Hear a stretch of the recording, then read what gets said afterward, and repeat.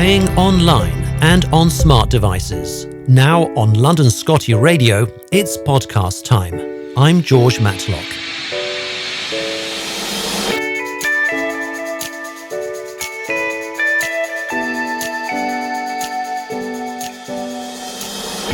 Hello and welcome to another episode of Scottie MOT from London Scottie Club, and today in association with Stex, I'm very pleased to tell you, popping in and covering for Jackie, who's unwell this week, we have Cath Marchbank. Thank you for joining us again. You're the welfare officer at Stex, the rescue charity for Scottish Terriers. Hello, and how are you? Hello, George. I'm very well, thank you. Thanks for asking me to cover for Jackie and get well soon. You know, I think that it's you did the last episode and it's quite obvious we can't keep the guests away. I mean, they want to do everything, so it's great. No, but it's great that you were able to step in and volunteer to help on this occasion, and we send our best to Jackie. She will be back with us, we hope, at the next episode. Remember, folks, this program is recorded every 2 weeks. Scottie MOT. So we'll look forward to seeing her on air quite soon. But Cath, in the meantime, let's crack on. We've got an interesting topic coming up, which I wanted to run by you. We've had a question that came in from one of our members. If people are online, they can look at our website at londonscottie.club, and under the members section, they will see Teacup, which is a lovely name, isn't it? It is. It's a really sweet name. So Teacup's one of our members and one of our VIPs, I should say, and the owner, who's the member, has emailed us last week to say that Teacup used to love playing and meeting other dogs, but since turning 2 years, she's begun barking at bigger dogs to warn them away if she doesn't know them. She has just started doing the same to smaller dogs as well. Right, so it looks like she started only with the bigger dogs.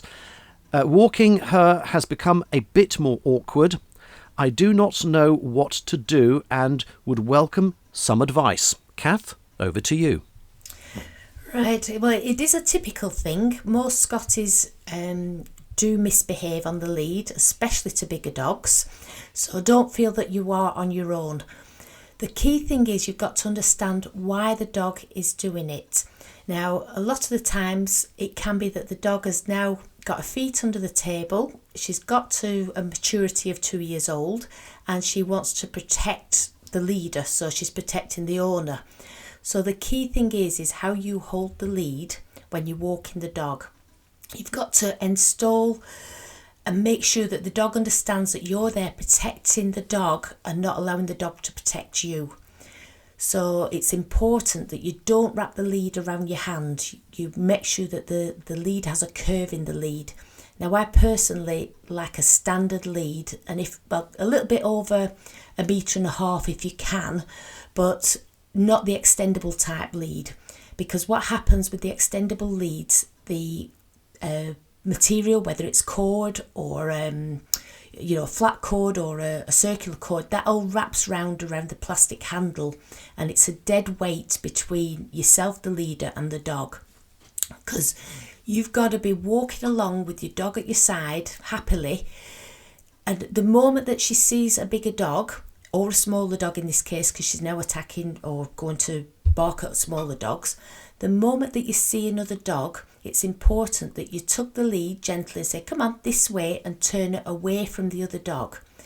That is telling the dog that you're there looking after her. Once you've done this for a couple of weeks, you can actually walk past in a straight line, past the other dog, whether it's a big or small dog, without the dog attacking. Now, it's important that you keep turning away until she's happy and she's understanding that you're looking after her. Once you've got her so she'll walk past, then there's other things to do after that, but that's the stage that you need to get the dog at. Right. So she walks past without barking. Okay. Now, one thing that Jackie was able to do, she looked at the question as well when she wanted to prepare for today's programme. And for those who don't know, Jackie runs a grooming salon in Somerset and is one of our regular contributors to Scottie MOT. What Jackie told us was that she's noticed an increasing number of frightened Scotties and Westies which are coming into the salon, and she's wondering whether this might be the result of lockdown. Could this be one of the factors? I mean, Cath, any thoughts about that?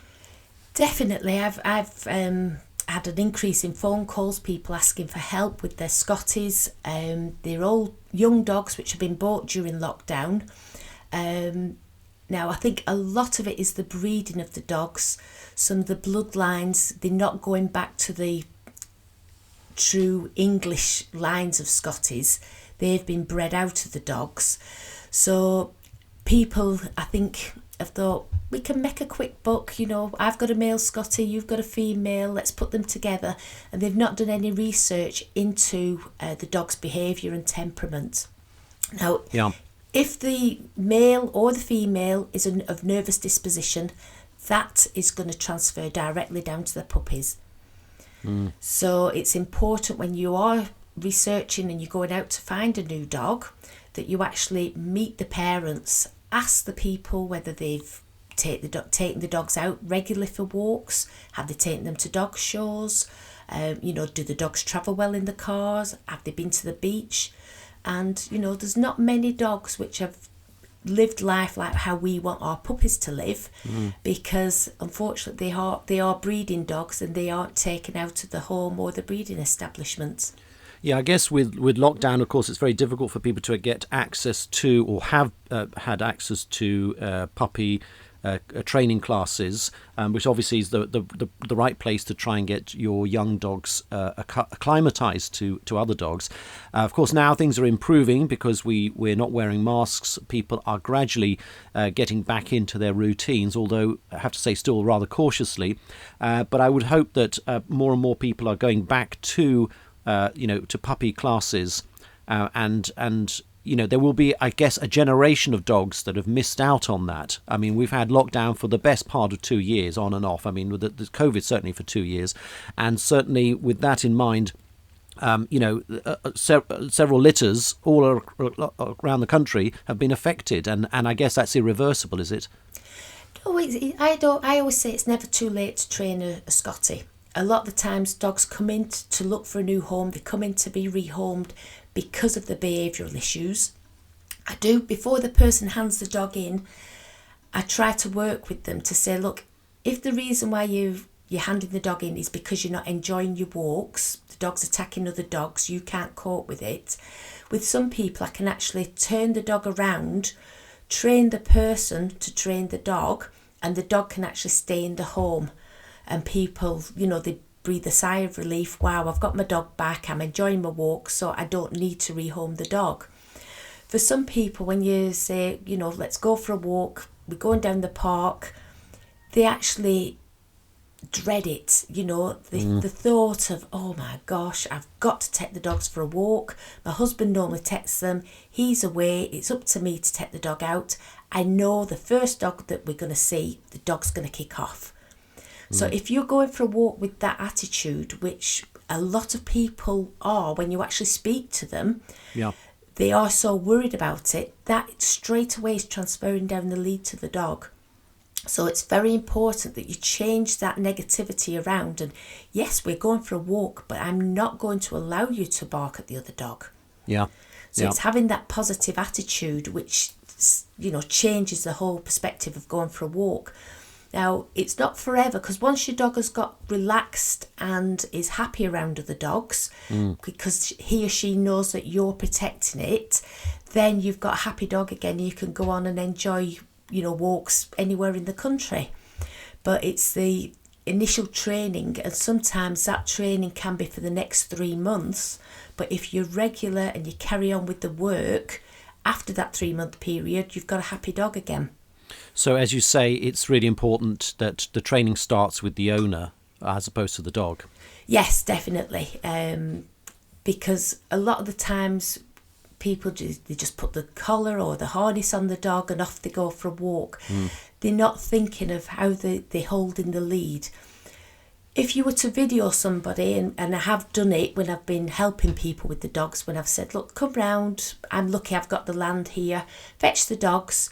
I'm going to, you go for a walk up the field, I'm going to video you, and I'm going to let my dogs out, and we're going to see what the reaction is. And whenever I do that, or if I meet somebody on the street, the first thing that they do as soon as they see the dog is they wrap the lead up tightly around the hand. They're getting a good purchase on that lead. So straight away, by doing that, that tells your dog, I'm scared, protect me. Right. And well, in my case, I've got what I call double trouble, because as you know, I've got two dogs. One's a black one, and one's a Wheaton. The Wheaton tends to sort of race ahead as though he's the alpha dog. The black one tends to be more passive and stays close to my side. So when we're walking, he's more or less in step with my feet. But the other one tends to go ahead.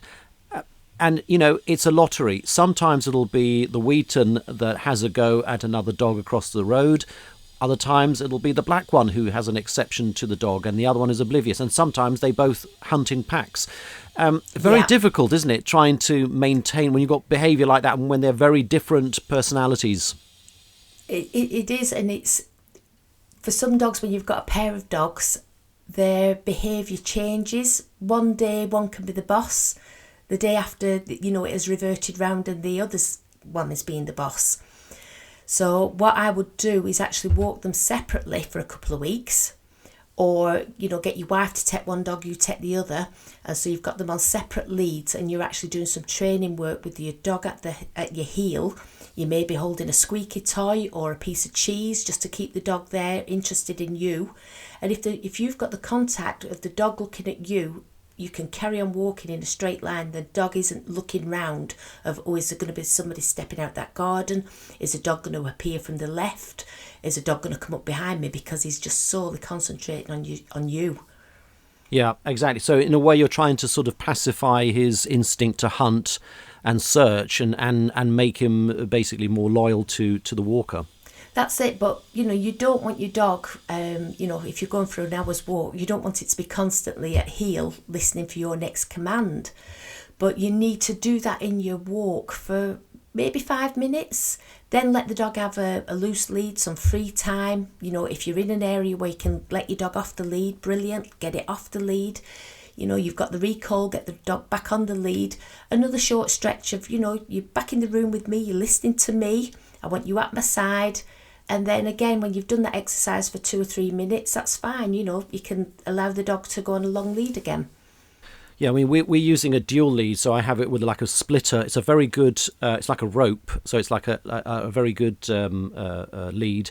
Very durable, and that's worked quite well. But of course, that then means one person is walking two dogs. And so what we have actually tried, in funny that you mentioned walking them separately, is exactly that. We've been taking them out at different times. And that does appear to be working. So I think you're right. I think there's something in that walking them separately can actually help to refocus them.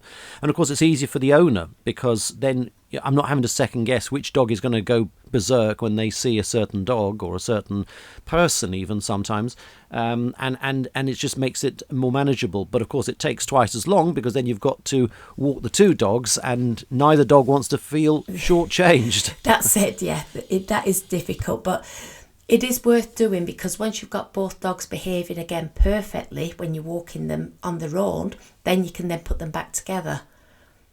Absolutely. Well, that's certainly food for thought. We'll, I'm sure, come back to this topic, but I hope that the owner of Teacup feels that we've answered the question. And please, I would appeal to the owner to write in again if just to let us know whether any of this advice has been tried by her, and indeed what the how it's progressing. So we'd love to know feedback as well. So let us know.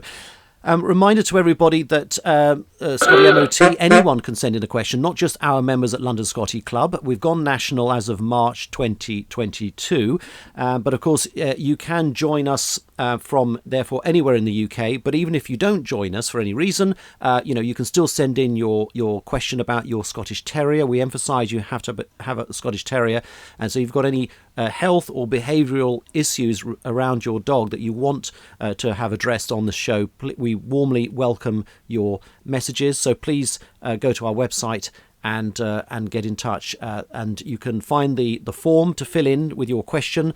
and whatever you put in the question is what we would be seeking to read out on air, so only include information that you're willing to obviously disclose.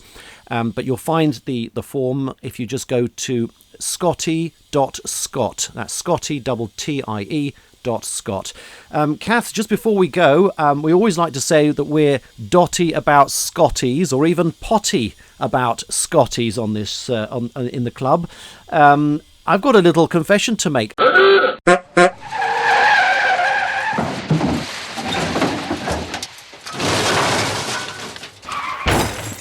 We rarely mention dog birthdays on Scottie MOT because we actually publish them on our homepage when they come up. But we're recording this programme and broadcasting it indeed on April the 1st. As we all know, that's April Fools. And who would be on the 1st of April but my very own Wheaton Scottie Pudding. So I'm going to wish him a very happy birthday. And I do believe there are other Scotties in the club who've got their birthday on the 1st of April as well. So there you go. Oh, that's wonderful. Happy birthday, Pudding. And happy birthday others. I'm going to check out in a moment to see who they are and mention them as well. And well, I've just checked and there is another dog on the 1st of April. His name is Douglas, so we wish him a very happy birthday as well. He's turning 9. We now can confirm we've got an April 1st birthday in the southwest of London and also the southeast of London. Wonderful. Right. Cath, thank you so much for joining us this week on Scottie MOT. We'll see you in about a month's time.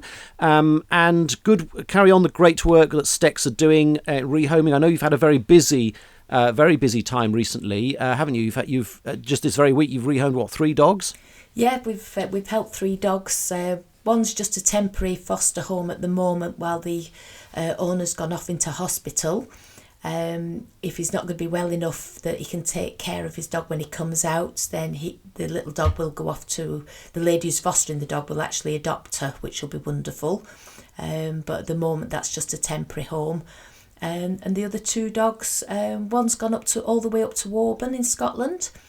So we've sending it back to its roots up in Scotland, little Scottie. Oh, wonderful, yeah. Wonderful. And of course, fostering is a very important side to it. People always think about rescues as being dogs which are adopted. And I know on this programme we've discussed in the past that actually there's much more to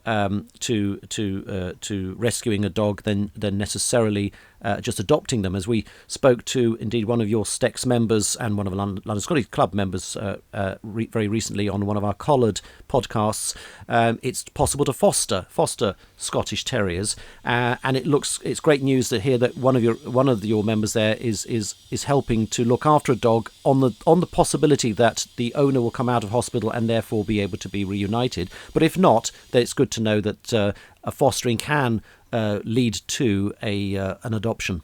Yeah, definitely, because it's a shame to have to move the dog on again, because poor little dog, where am I going? It's a totally new house for her. She's been with the previous people for 6 years, so to have to move the dog again in 2 or 3 months' time would be a shame. So this lady is fostering her with a view to adoption if she gets signed over. Cath Marchbank, thank you very much for joining us on the show. Look forward to hearing more great stories about rescued Scotties. Thanks, George. Thanks for listening to London Scottie Radio. This and all our podcasts are available online at londonscottie.club. If you liked it, be sure to subscribe to us from your favourite podcast player app. Also visit us on YouTube for fun videos. And if you have a Scottish Terrier in London or nearby, be sure to join us.